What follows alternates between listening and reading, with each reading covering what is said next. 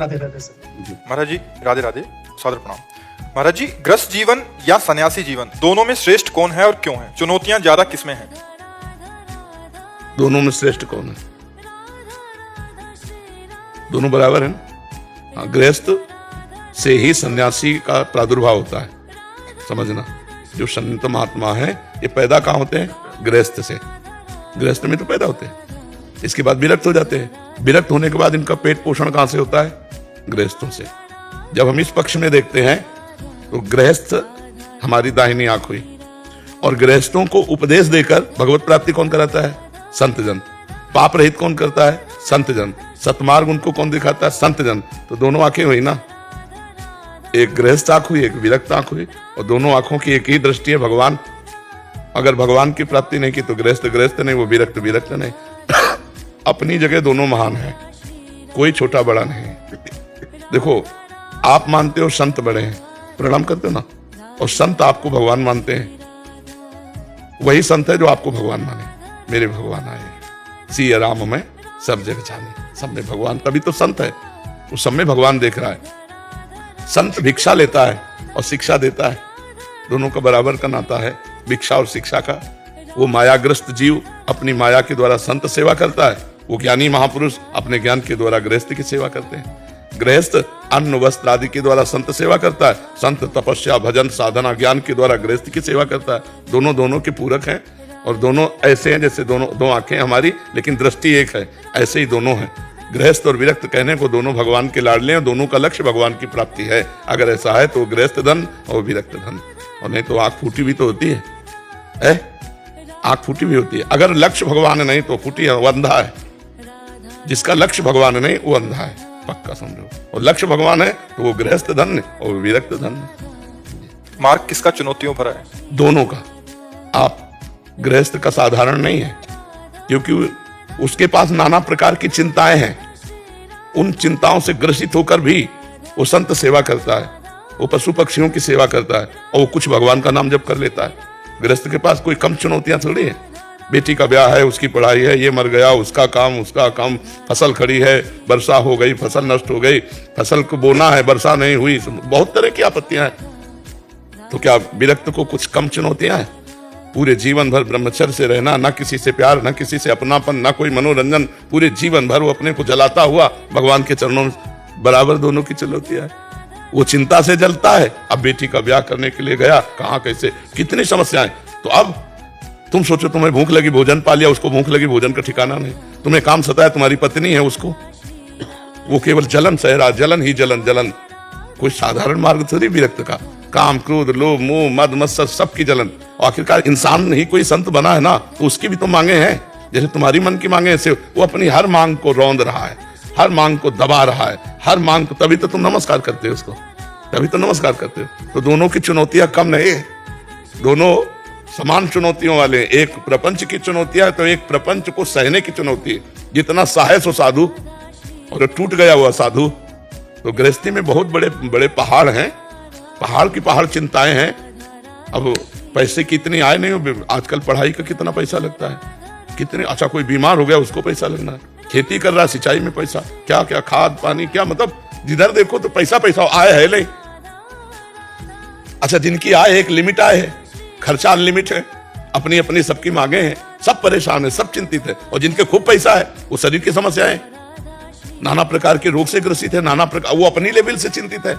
साधु पूरे जीवन न माँ का प्यार, न पिता का प्यार, न पत्नी का प्यार, न पुत्र का प्यार, सबसे अलग जीवन। सोचो, तुम सोचो जरा, दिमाग से सोचो। ना मोबाइल देख सकते हो, न टीवी देख सकते हो, न फिल्म देख, टाकीज में लगता संसार की कोई मनोरंजन सुख है क्या? आप बताओ। उबली दाल रोटी हो, जैसे काम चले, जो भी भगवान व्यवस्था कर दे। तो मतलब समस्याएं दोनों में। ऐसा न माने कि बाबा जी का देखो, बिगड़ेल बाबा जी बात अलग है। बिगड़ेल का मतलब मनमानी आचरण करे, खाए पे मौज मस्ती से केवल भेष, वो अलग चीज है।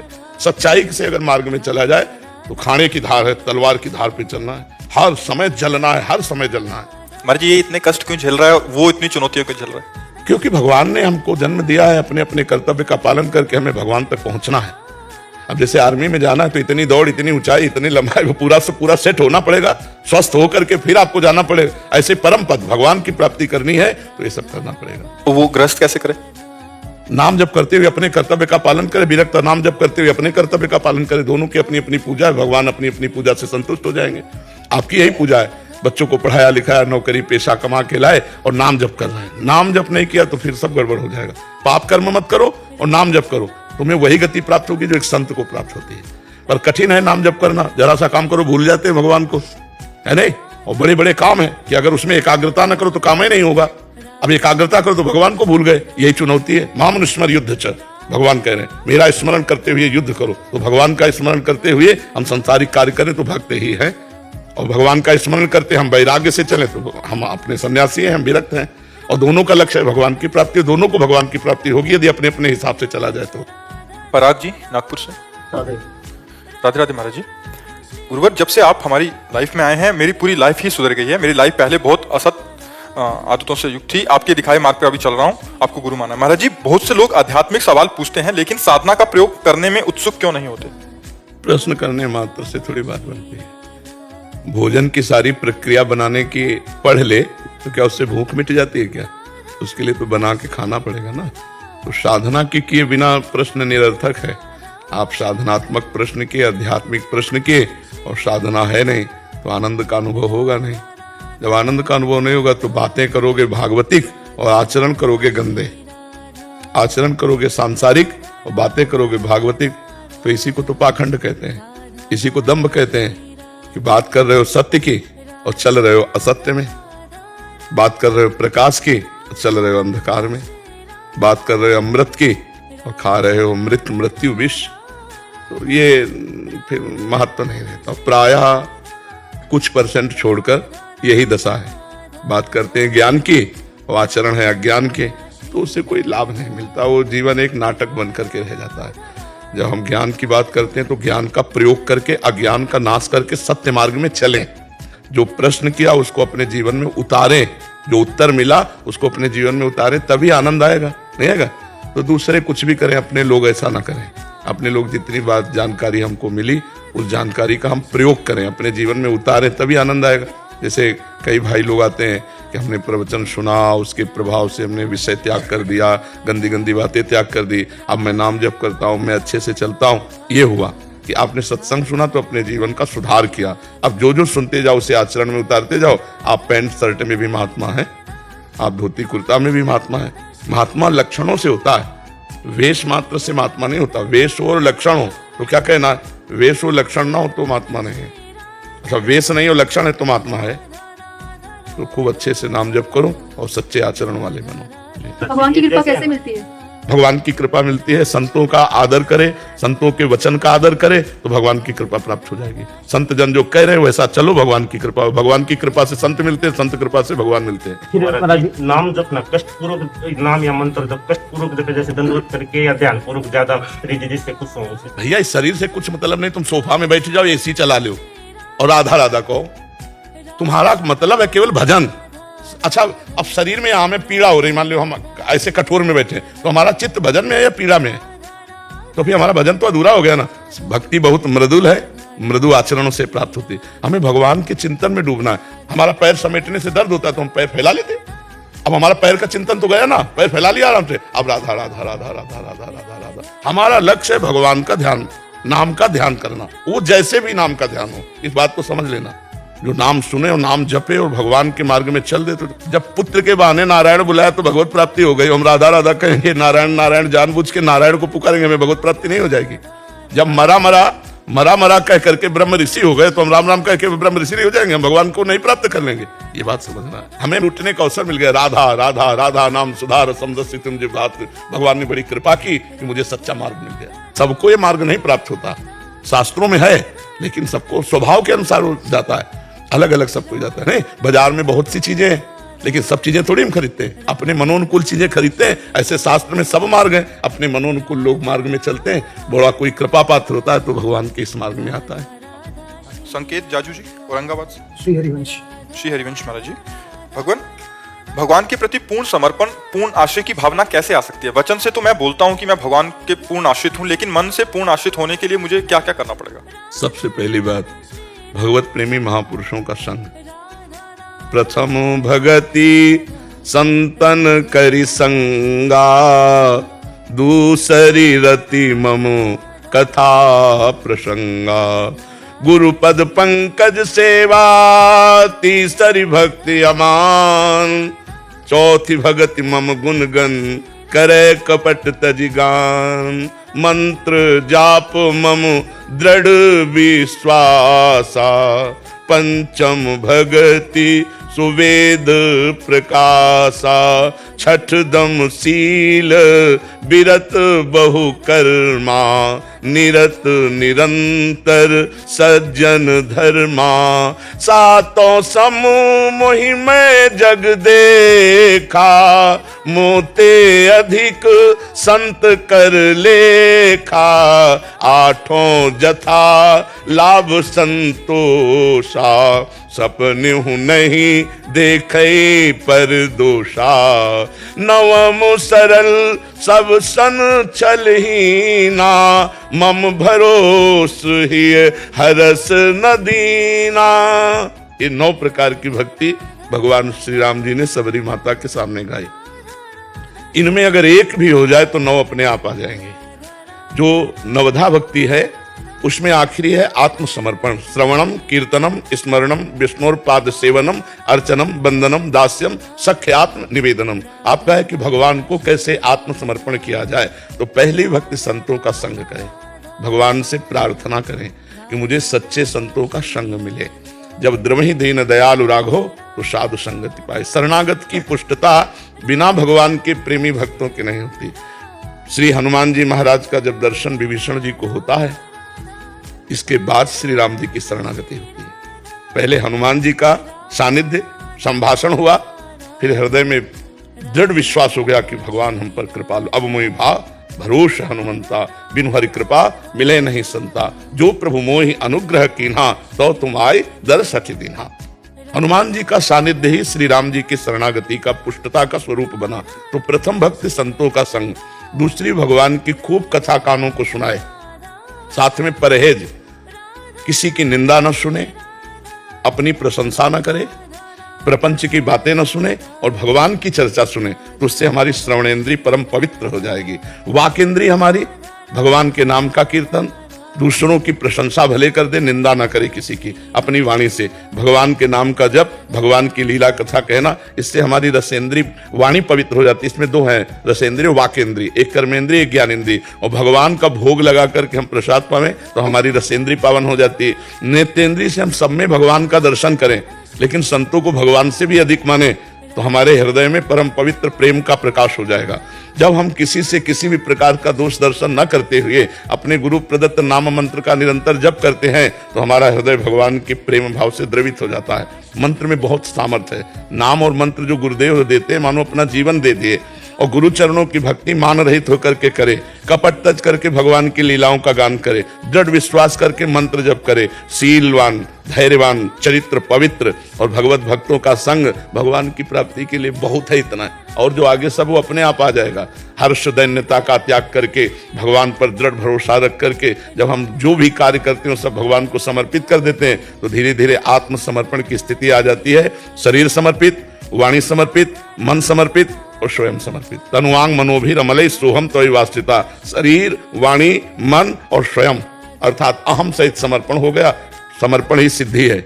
और रात दिन भगवान के चिंतन में भगवदाकार डूबा हुआ है, संसार का चिंतन छूट गया। यही तो जीवन मुक्त महापुरुष की स्थिति है।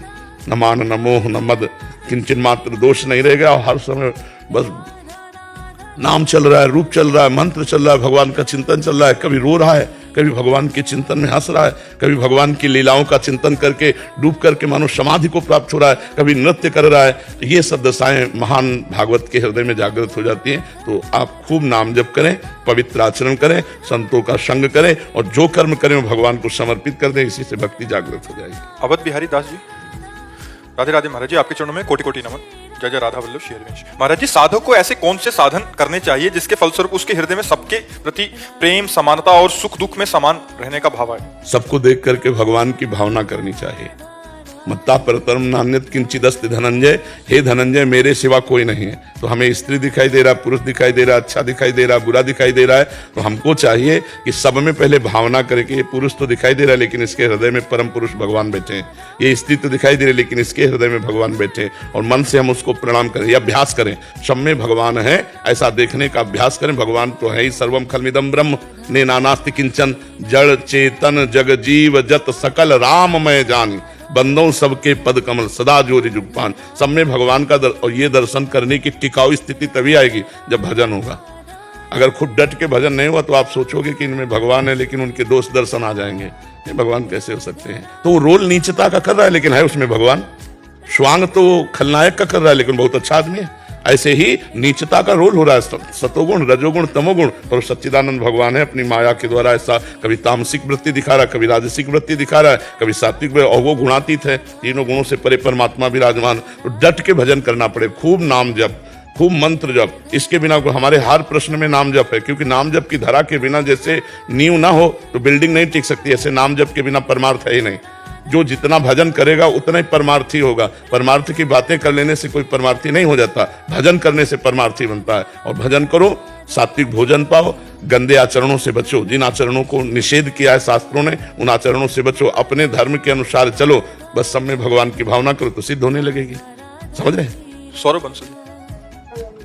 राधे राधे महाराज जी। महाराज जी, मैं भारत सरकार में कार्यरत हूँ और एक अधिकारी हूँ। कई जांच एजेंसी भी मैंने भाग लिया है। अपनी रोजमर्रा के कार्यकाल में लोग कैसे गलत कार्य करते हैं ये देखता हूँ। लंबे समय से ये सब देखने की वजह से हर इंसान और परिस्थिति में क्या गलत हो सकता है और किस रूप में किसी का लालच जुड़ा हो सकता है, ये सोचने की प्रवृत्ति हो गई है। इसकी वजह से मन में पॉजिटिविटी ही नहीं रही। भगवान का नाम जब भी करता हूँ, कृपया मार्गदर्शन। हाँ, इसमें ये ध्यान रखना है कि आपको सेवा मिली है दुर्गुण दुराचार दोषों का त्याग कराने की, या दुर्गुण दुराचार दोषों से युक्त पुरुष को दंड दिलाने की। लेकिन वही बात, ये सब स्वांग परमात्मा कर रहा है, अंदर परमात्मा बैठा हुआ है। जैसे भीष्म जी के सामने सच्चिदानंद भगवान श्री कृष्ण है, अब विपक्ष है, तो क्या भीष्म जी बाण नहीं मार रहे? भगवान को ललकार के कहते हैं कि मैं गंगा पुत्र भीष्म नहीं कहलाऊंगा, कल अगर रण क्षेत्र में तुम्हें अस्त्र लेने के लिए विवश न कर दूं। भगवान ने कहा था महाभारत युद्ध में मैं अस्त्र ग्रहण नहीं करूंगा, तो उनका गंगा पुत्र शांतन पुत्र भीष्म नहीं कहलाऊंगा यदि कल रण क्षेत्र में आपको विवश न कर दूं। तो भगवान को विवश कर दिया, मार बाणों अर्जुन को, सारथी रूप में भगवान है ना, विवश हो गए, कूद गए, रथ से उठाया रथ का पहिया और बाण रख दिया, अपनो प्रण विसार, भगत को पूर्व प्रण निभाओ। भगवान का स्वभाव अपने प्रण का, सच्चिदानंद भगवान अपने प्रण का त्याग कर भक्त के प्रण का। तो हम जब ये देखेंगे कि भगवान यहां दुष्टता का रोल कर रहे हैं और मुझे दिया है दुष्टता के निषेध का अधिकार, तो मैं केवल अपने निषेध के अधिकार का पालन कर रहा हूं, वस्तुतः इसके अंदर भगवान है। अगर ये भाव हमारे अंदर आ जाए तो हम ये करते हुए भी भगवत प्राप्त हो जाएंगे। अन्यथा अगर हमारी सब पे दोष दृष्टि रहेगी तो फिर बात नहीं बन पाएगी। ऐसे आप अधिकारी रूप में हैं और भगवान संसार में हैं और वो रोल कर रहे हैं दुष्टता का, तो हमें रोल दिया दुष्टता निवारण या दुष्टता के अनुसार दंड देना, तो हम ठीक वैसे ही करेंगे, बिल्कुल दया नहीं करेंगे, पर अंदर से भाव ये रखेंगे, हो प्रभु तुम ही नाम जप कीजिए। अगर सब पे दोष दृष्टि आ गई तब तो बहुत हानि हो जाएगी, क्योंकि हमारी दृष्टि दोष दृष्टि आ गई तो हम संतों पे भी दोष दृष्टि करेंगे, हम महतजनों पे भी दोष दृष्टि कर लेंगे। हमारा वो आकलन करने का, जो कल्पना करने का, जो भावना करने का जो स्वभाव है वो निगेटिव में ही रहेगा, तो फिर हमारा कल्याण कैसे हो पाएगा। ये क्रूरा अपि पापिनो न च सताम संभाष्य दृश्यास्ते सर्वान वस्तुतया निरीक्ष परम स्वाराद्र बुद्धिर्मम। जो क्रूर हैं, पापी हैं, दुष्ट हैं, जो संभाषण योग्य भी नहीं है, उनमें भी मेरा भगवान विराजमान है। बस हमको जो पद दिया है हम सच्चाई से ईमानदारी से वही करेंगे, जिससे युद्ध क्षेत्र में धर्म के अनुसार सामने योद्धा चाहे पिता हो चाहे पुत्र हो, कोई भी हो, अगर वो उसका वध कर देता है तो किंचन मात्र उसमें पाप नहीं लगता। परिवार ही तो है कौरव पांडव। और पूज्य द्रोणाचार्य जी जो प्रत्यंचा चढ़ाना सिखाते हैं, उनसे अर्जुन युद्ध कर रहे हैं। जिन्होंने अर्जुन को प्रत्यंचा चढ़ाना सिखाया, जिन्होंने अंगुली पकड़ के चलाना सिखाया, वो भीष्म पितामह, कृपाचार्य, द्रोणाचार्य, इनसे युद्ध कर रहे हैं, लेकिन पाप नहीं लगेगा उनको, क्योंकि युद्ध धर्म का ऐसा नियम है। तो ऐसे ही आप अपने अधिकार के अनुसार, जो भारत सरकार ने अधिकार दिया है, उसके अनुसार जो समाज के साथ आप व्यवहार करते हैं वो आपका धर्म होना चाहिए। हमको सब पे दोष दृष्टि नहीं करनी, जहां करनी है। अब जैसे अपना शिष्य अपराध करे तो दंड, तो दूसरा संत अगर किसी कोई वार्ता भी करे कि वो संत तो तुरंत रोक दे, नहीं, ये संत निंदा होगी, हमारे सामने बात नहीं कर सकते आप।